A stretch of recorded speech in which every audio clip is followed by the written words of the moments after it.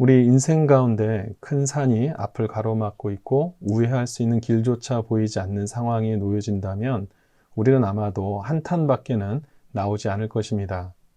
하나님께 기도를 드리긴 하지만 결국 무엇을 어떻게 기도해야 할지 몰라서 금세 기도가 멈춰지게 되고 낭만 가운데 머물게 될 것입니다.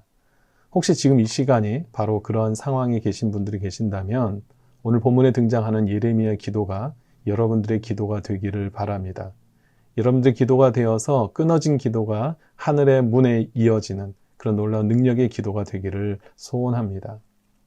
오늘 본문 속의 예레미야와 이스라엘 민족은 지금 어떤 상황에 놓여져 있습니까? 강포한 나라 바벨론에 의해서 멸망당하기 일보 직전에 놓여져 있죠. 이스라엘의 범죄와 하나님의 경고에 대한 외면이 결국 이러한 비참한 결과를 가져오게 된 것입니다. 이런 절망적인 현실 속에 놓여진 예레미야가 이제 주님 앞에 나와서 기도의 단을 쌓게 되는데요.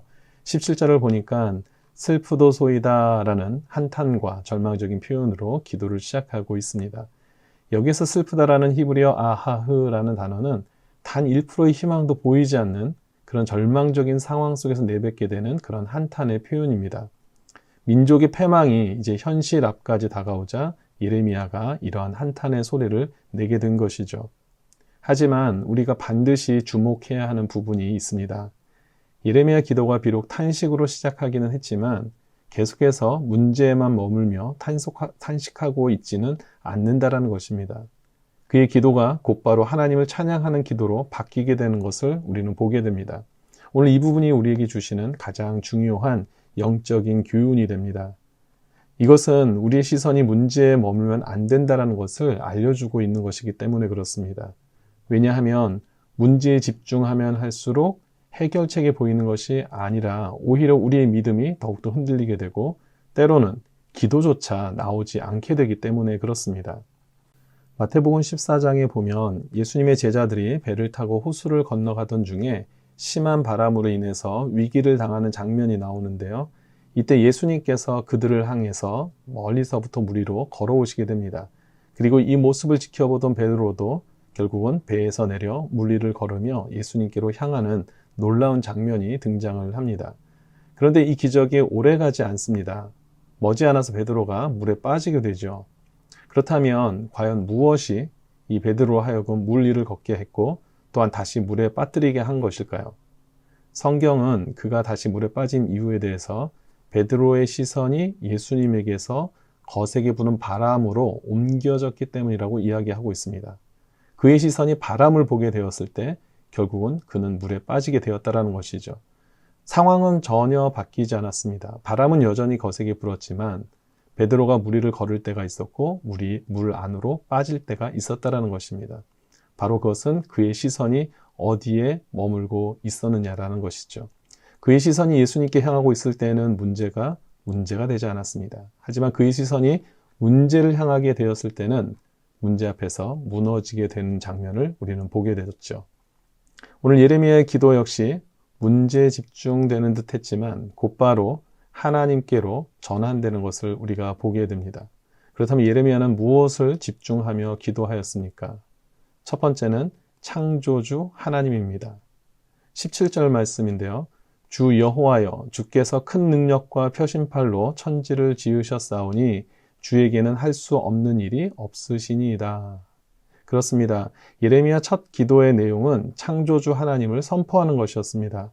그리고 온 우주 만물을 창조하신 하나님께는 능치 못함이 없으심을 인정하고 찬양하고 있죠.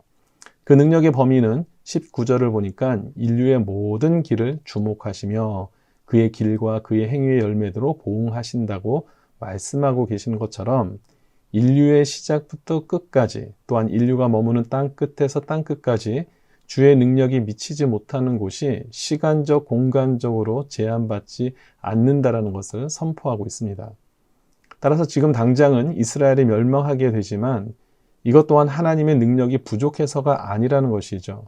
하나님이 연약해서가 아니라 하나님께서는 지금 이 시간에도 강대국을 사용하셔서 이스라엘을 징계하시는 이 모든 것들 속에 주도권을 가지고 역사하실 만큼 능력이 많으신 분이라는 것을 예레미야 선지자는 기억하며 선포하고 있는 것입니다.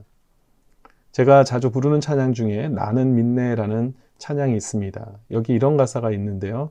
내 앞에 바다가 갈라지지 않으면 주가 나로 바다 위 걷게 하리. 그렇습니다. 우리가 불가능하다고 여기는 상황 속에서도 여전히 우리 하나님은 상상할 수 없는 놀라운 일을 행하시는 능력의 하나님임을 믿습니다. 예레미야는 이러한 창조주 하나님 또 능력의 하나님을 기억함으로써 장차 다가올 이스라엘의 회복을 기대하게 되었고 또한 그것을 하나님께 감사와 찬양으로 기도를 드리게 될 수 있었던 것입니다. 두 번째, 예레미야가 집중한 하나님은 약속의 하나님입니다. 20절 이하에 보니까 과거 이스라엘 민족이 출애굽했던 모든 과정 속에서 주님이 함께 하셨음을 기억하며 찬양하고 있는데요. 우리 하나님은 이와 같이 온 우주 만물을 창조만 하시고 그 역할을 끝내시는 분이 아니십니다.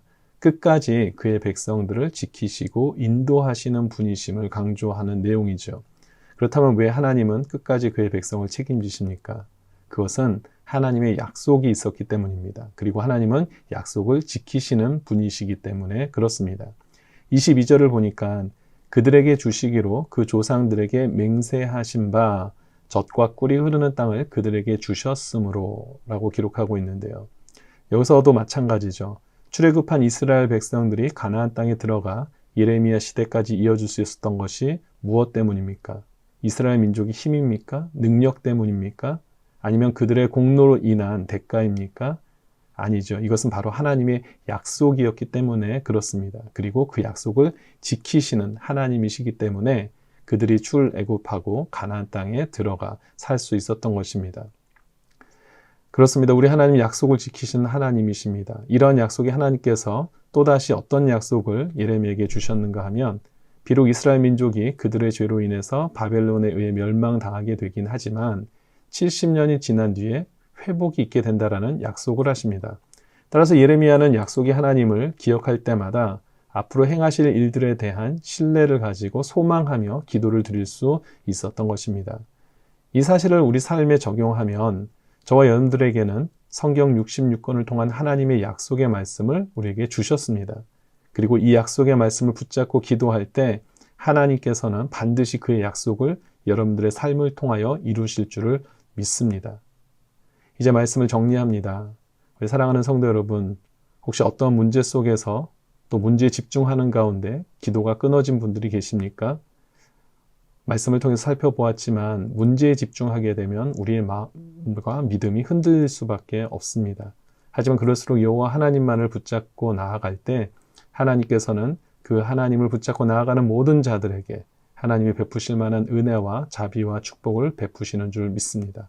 그 하나님은 온 우주 만물을 창조하신 분이십니다. 능치 못함이 없으신 분이십니다. 그리고 그가 하신 약속의 말씀을 반드시 이루시는 분이십니다. 그 하나님을 기억하면서 또 여러분의 기도가 계속해서 주님 앞에 상달되어지는 그런 은혜와 축복이 이어질 수 있게 되기를 주님 이름으로 축원드립니다. 기도하겠습니다.